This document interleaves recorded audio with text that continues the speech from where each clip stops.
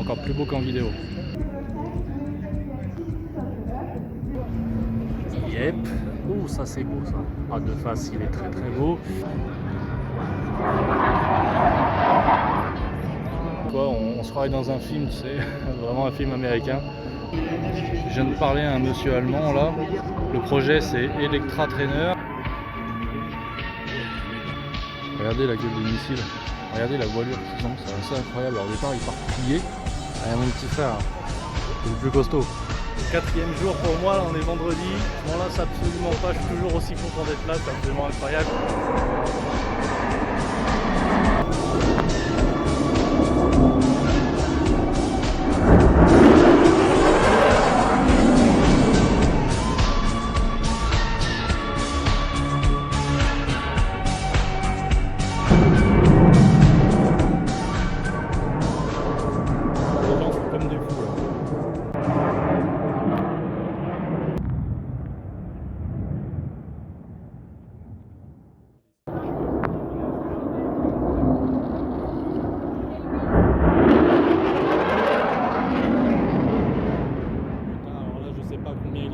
Mais j'ai regardé dans l'écran pour essayer de cadrer, sinon je vais encore me faire engueuler.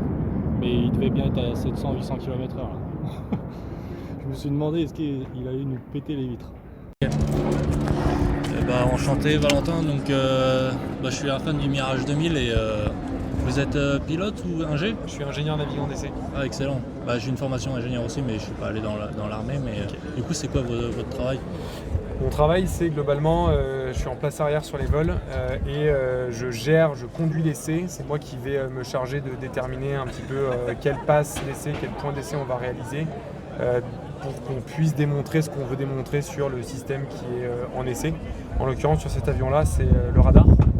C'est un avion qui a été modifié de manière à pouvoir accueillir le radar du Rafale. Donc comme vous pouvez voir dehors, en fait c'est un nez de Rafale, ouais, c'est vrai. Et pas un nez de Mirage 2000. Okay. Sur le dessus, en fait, c'est la partie OSF, donc Optronics Secteur Frontal. Ouais. En fait, c'est un avion qui est utilisé depuis 1993 pour le programme Rafale.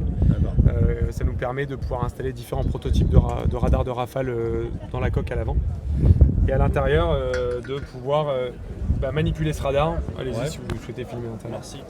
De pouvoir manipuler ce radar et notamment de pouvoir gérer toute la partie qui sera propre au Rafale avec ce petit boîtier.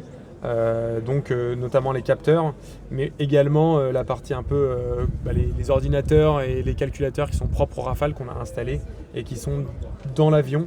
Ce qui fait de cet avion, grosso modo, un Rafale avec une cellule de Mirage 2000. Je pensais pas du tout que c'était un mix comme ça, il sert vraiment de banc d'essai en mélangeant les technologies, quoi. Exactement, okay. C'est exactement ça. Et sur cette petite partie-là, c'est la partie en gros où on va visualiser ce que nous présente le radar. L'objectif étant à la fin de mettre l'avion en l'air, de mettre le radar en l'air et de voir ce qui nous affiche pour différents profils d'essai.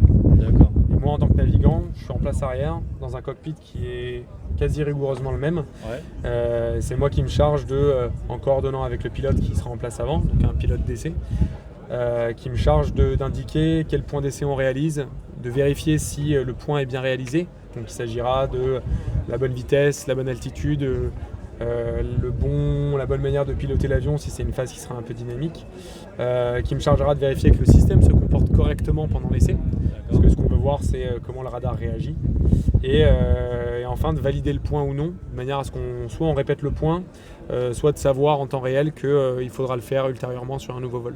Ok, du coup vous êtes militaire ou civil? Je suis militaire. D'accord. Et faut quel genre de parcours? Donc ingé généraliste pour rentrer? Un ingé généraliste, c'est exactement ça. En fait, DGA Essai en vol, globalement, a beaucoup de civils, même la DGA de manière générale, mais beaucoup de civils. Il n'y a pas tant de militaires que ça. Les militaires, globalement, sont ceux qui sont issus du corps de l'armement. Moi, donc, je suis du corps de l'armement. J'y suis rentré en sortant j'ai fait l'école polytechnique. Et à l'issue, du coup, j'ai rejoint la DGA en sortant de l'IX. J'ai rejoint les essais en vol dans la foulée. Okay. Et ensuite j'ai été envoyé à l'EPNER, l'école de personnel navigant d'essai et réception, qui forme en France tout le personnel navigant pour les essais. Il va y avoir les pilotes d'essai, les ingénieurs d'essai, on a également des mécaniciens navigants d'essai, parachutistes d'essai et on a aussi des contrôleurs d'essai. Les contrôleurs d'essai qui sont uniques dans le monde puisque c'est les seuls contrôleurs qui ont la capacité essai. C'est propre à la France. D'accord. Et des métiers comme le vôtre, là, des places, j'imagine que les places sont chères. Vous n'êtes pas nombreux à faire ça. On est très peu nombreux à faire ça. Et alors moi, je parlais de mon parcours en tant que militaire. C'est tout à fait possible de faire une école d'ingénieur classique civil et de rejoindre DGA Essais en vol, d'être envoyé par la suite à l'EPNER pour devenir navigant et faire des essais depuis la place arrière d'un Mirage 2000. D'accord, très bien. Nickel. Merci beaucoup. Avec plaisir.